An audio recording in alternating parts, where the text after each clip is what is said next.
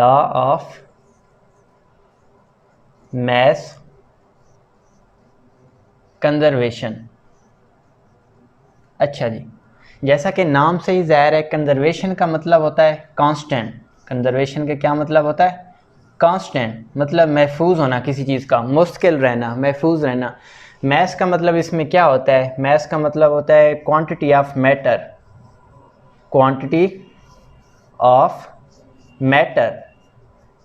Quantity of matter को mostly हम किस में लेते हैं? ज़्यादातर हम इसको लेते हैं मोल्स में। इसके अलावा इसी मैटर को आप ग्राम्स में भी ले सकते हो, किसी भी चीज़ में आप लें। लॉ ऑफ मास कंजर्वेशन कहता क्या है? अब हम इसकी जरा स्टेटमेंट देख लेते हैं। Law of conservation of mass, सबसे पहले इसको किसने रिप्रेजेंट किया था? एंटोने लिवाइजे ने। एंटोने लिवाइजे। एंटोने लिवाइजे ने इसको कब रिप्रेजेंट किया था? इसने इसको पेश किया था 1789 में, law of conservation of mass को। ये लॉ क्या कहता है?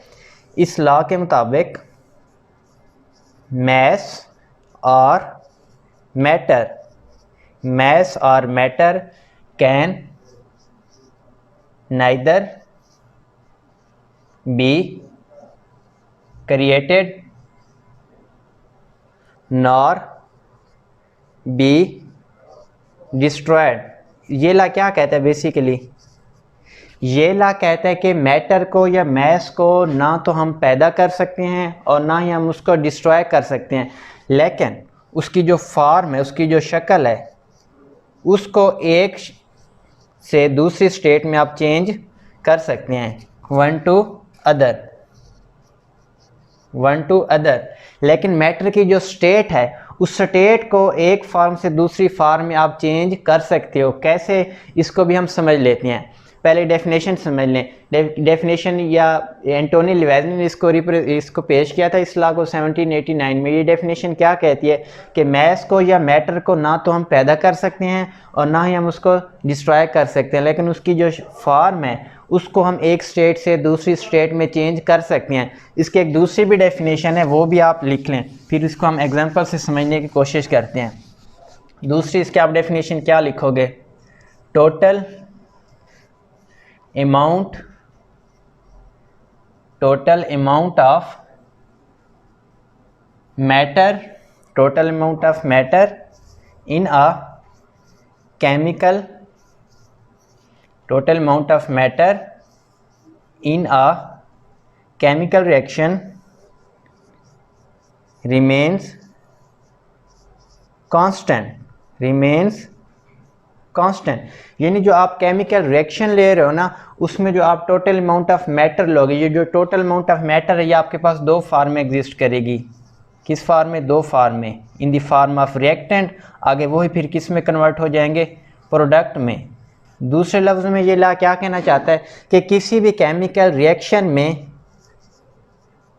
रिएक्टेंट की तादाद किसके बराबर हो जाएगी? प्रोडक्ट के।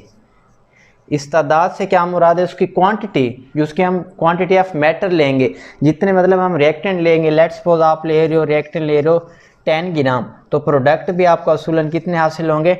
10 ग्राम। इसको फिर हम एग्जाम्पल से भी समझते हैं।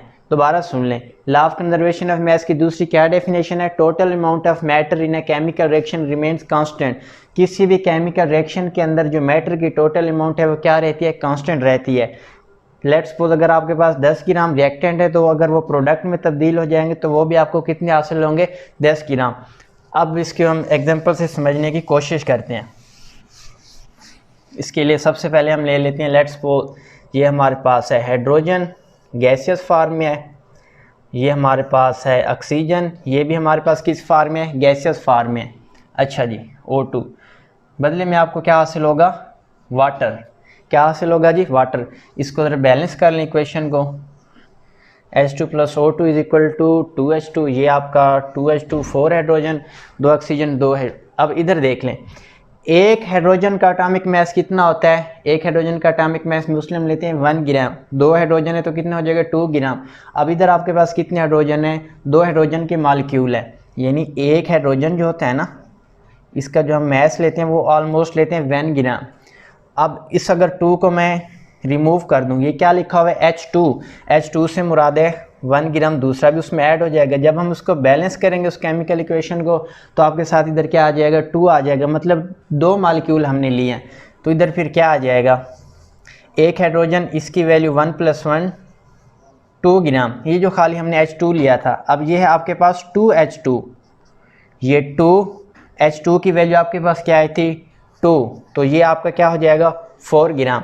ये जो H2 की वैल्यू है ये आपके पास क्या हो जाएगी 4 ग्राम। अच्छा इधर देख लें, ऑक्सीजन, एक ऑक्सीजन आपके पास क्या होता है 16, तो आपके पास है O2 मालिक्यूल, इसका जो टोटल उसके पास मॉलिक्यूलर मास में हासिल होगा 32 ग्राम।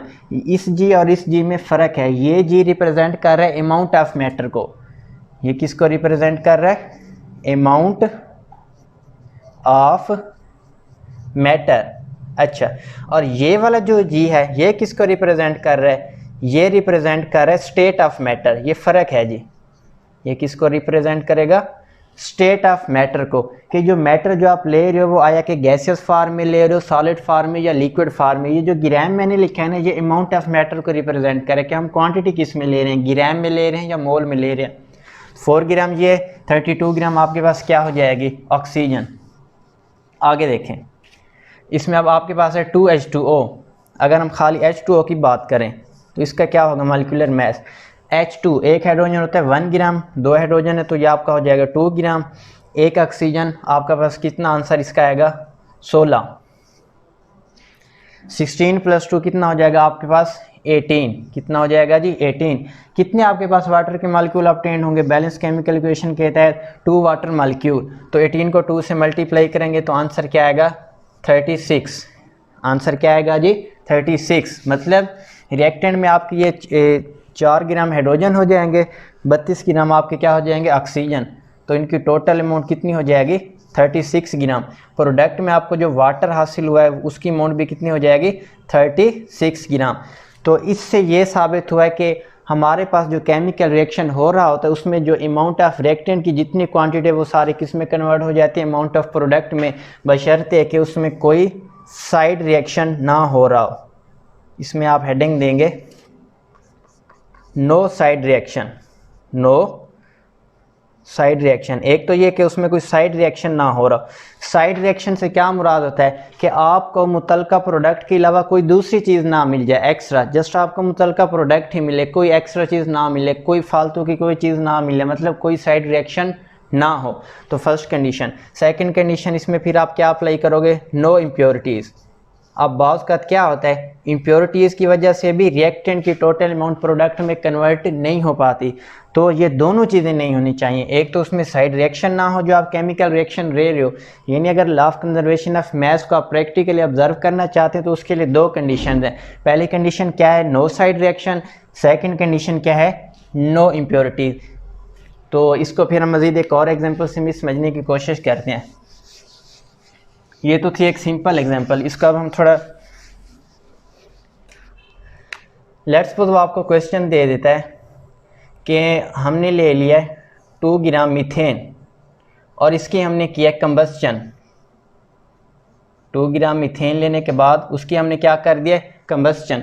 अब कंबस्चन के नतीजे में वो जो मीथेन है वो किस में कन्वर्ट हो जाएगी कार्बन डाइऑक्साइड प्लस वाटर, और बदले में हीट इवाल्व होगी। अब क्वेश्चन वो आपसे क्या पूछ रहा है कि 2 ग्राम हमने मीथेन ली, उसकी हमने क्या करवाई कंबस्चन करवाई। कंबस्चन करवाने के बाद ओवरऑल जो हमें प्रोडक्ट हासिल हुआ है उसकी वैल्यू है 10 ग्राम। उसने हमें ये नहीं बताया इस 10 ग्राम में कार्बन डाइऑक्साइड की कितनी वैल्यू है और वाटर की कितनी वैल्यू है। अब आपसे क्वेश्चन पूछ रहा है justify law of conservation, law of conservation of mass, यानी उसने लेट्स सपोज आपको एक न्यूमेरिकल क्वेश्चन दे दिया। इस तरह के क्वेश्चन मोस्टली वो पूछ लेता है कि 2 ग्राम लेट्स सपोज 2 ग्राम की बजाय 4 ग्राम कुछ भी वैल्यू दे सकता है। जस्ट हम सपोज कर रहे हैं 2 ग्राम हमारे पास मीथेन है CH4, उसकी हमने किया कंबस्चन, मतलब ऑक्सीजन की मौजूदगी में हमने उसको जलाया, तो बदले में वही जो मीथेन है आपको क्या देगी कार्बन डाइऑक्साइड और वाटर। उसने किया क्या है मीथेन की जो है ना आपको वैल्यू दे दिए 2 ग्राम। अब वो जब कंबस्टन करेगी, कंबस्टन का मतलब क्या होगा, ऑक्सीजन की मौजूदगी में वो क्या करेगी, रिएक्ट करेगी उसके साथ। तो उसने ऑक्सीजन की वैल्यू आपको नहीं बताई और आपको ओवरऑल प्रोडक्ट की वैल्यू बता दिए 10 ग्राम। अब ये तो ज़ाहिरन कन्फर्म बात है कि रिएक्टेंट आपके पास हैं 2 ग्राम, प्रोडक्ट आपके पास कितने हैं 10 ग्राम। तो रिएक्टेंट और प्रोडक्ट को law of conservation of mass के मुताबिक क्या होना चाहिए, इक्वल होना चाहिए।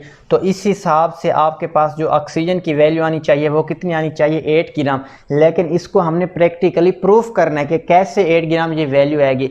इसके बाद जब हम इसको प्रूफ कर लेंगे आपको आइडिया हो जाएगा कि law of conservation of mass किस हद तक ठीक है।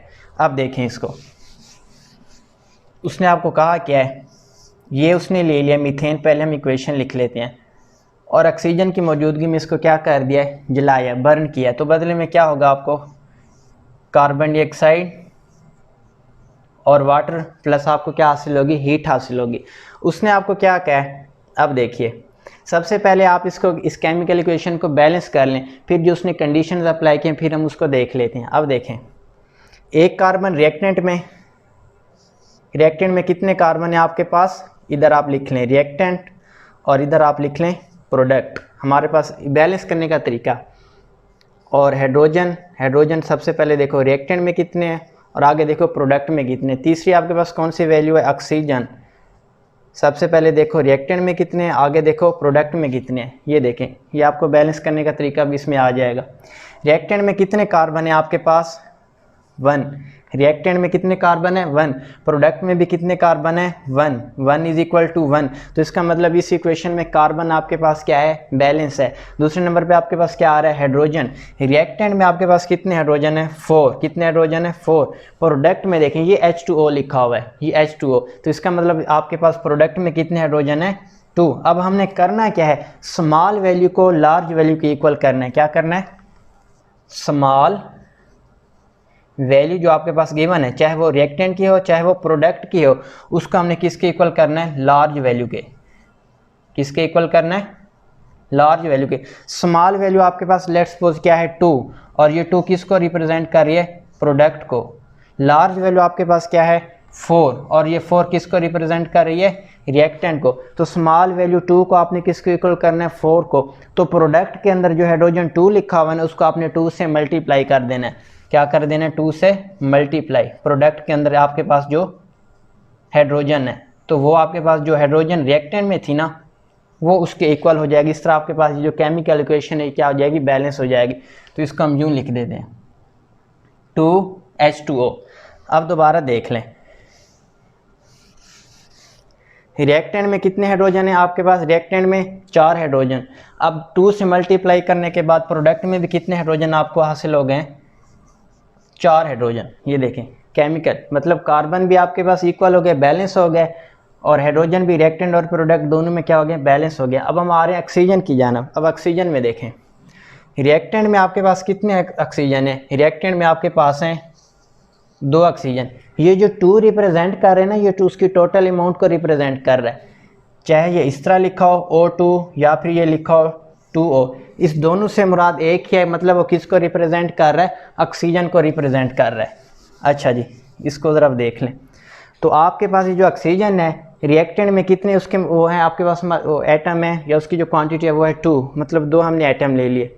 अच्छा, प्रोडक्ट में देखें 2 ये हो गए और एक ये, दो ऑक्सीजन ये हो गए और 2 ऑक्सीजन ये आपके पास हो गए वाटर वाले। मतलब आपके पास प्रोडक्ट में कितने ऑक्सीजन आ जाएंगे, 4। अब हमने क्या करना है, वही सेम असूल, इस स्मॉल वैल्यू को किसके इक्वल करना है, लार्ज के। तो स्मॉल वैल्यू आपके पास रिएक्टेंट में क्या है, 2। कौन सी वैल्यू, ऑक्सीजन की। तो इसको बैलेंस करने के लिए इसको क्या कर लें, 2 से क्या कर दें, मल्टीप्लाई। क्या कर दें, 2 से मल्टीप्लाई। तो इसको जब 2 से मल्टीप्लाई करेंगे तो रिएक्टेंट में आपके पास ऑक्सीजन की वैल्यू क्या आ जाएगी, 4 आ जाएगी। तो ये देखें, तो इस तरह तो आपके पास ये जो है ना केमिकल इक्वेशन क्या हो गई है, बैलेंस हो गई है। अब देखें इस बैलेंस केमिकल इक्वेशन के हिसाब से बेसिकली हमने क्वांटिटी किसकी फाइंड आउट करनी है, ऑक्सीजन की। तो इधर देखें, अगर ये CH4 इसके साथ कुछ नहीं लिखा हो, इसका मतलब ये 1 मोल है। तो इधर हम लिखेंगे 1 मोल CH4 कि 1 मोल CH4 कितने मोल ऑक्सीजन के साथ रिएक्ट कर रहा है, वो रिएक्ट कर रहा है 2 मोल्स ऑक्सीजन के। अब देखें, आया कि उसने प्रैक्टिकली जो उसने आपको एग्जांपल दिया उसमें आपको 1 मोल दिए हैं ये मीथेन के या कम दिए हैं, ज़रा इसको देख लें। उसने आपको वैल्यू क्या दिया मीथेन की 2 ग्राम, तो आप सबसे पहले इसके क्या निकालोगे, मोल निकालोगे। तो किस तरह निकालोगे, मोल का फार्मूला होता है जी mole is equal to given mass divided by molar mass divided by molar mass. अब इधर देख लें, मोल्स एक्स हमने फाइंड आउट करने हैं, मैस कितना गिवन है मीथेन का 2 ग्राम, तो मैस में आप क्या पुट करोगे 2। मोलर मैस क्या होगा मीथेन का 12 कार्बन 4 आपके पास है हाइड्रोजन 16, तो ये आपका आंसर आ जाएगा 1/8। 8 को 1 के ऊपर डिवाइड करेंगे तो आंसर आएगा 0.125 मोल्स। मतलब आपको 1 मोल नहीं गिवन, 1 मोल नहीं गिवन, बल्कि आपको कितने मोल्स गिवन है 2 ग्राम के हिसाब से 0.125 मोल्स आपको क्या है गिवन है। तो इस हिसाब से अब ऑक्सीजन के मोल्स भी चेंज हो जाएंगे, तो 2 को 0.125 से मल्टीप्लाई करेंगे तो आंसर आएगा 0.25 मोल्स। किसके मोल्स, ऑक्सीजन के। अब देखें, अब ऑक्सीजन के उसने आपको मोल्स बता दिए हैं। अब ऑक्सीजन के मोल्स निकालने के बाद अब हम ऑक्सीजन के मैस फाइंड आउट कर सकते हैं। किस तरह, अब देखें वही फार्मूला दोबारा, mole is equal to mass divided by molar mass divided by molar mass. Oxygen के आपको मोल्स उसने कितने दे दिए, 0.25, कितने मोल्स दे दिए 0.25। अब हमें मैस का नहीं पता, एक्स ये हमें नहीं पता। मोलर मैस कितना होता है ऑक्सीजन का, ये देखें ऑक्सीजन आपके पास O2 लिखा हुआ है, तो ये आपका हो जाएगा 32। क्या हो जाएगा जी 32। एक ऑक्सीजन होता है 16, आपके पास इसमें 2 ऑक्सीजन, तो 2 ऑक्सीजन के क्या हो जाएगा 32।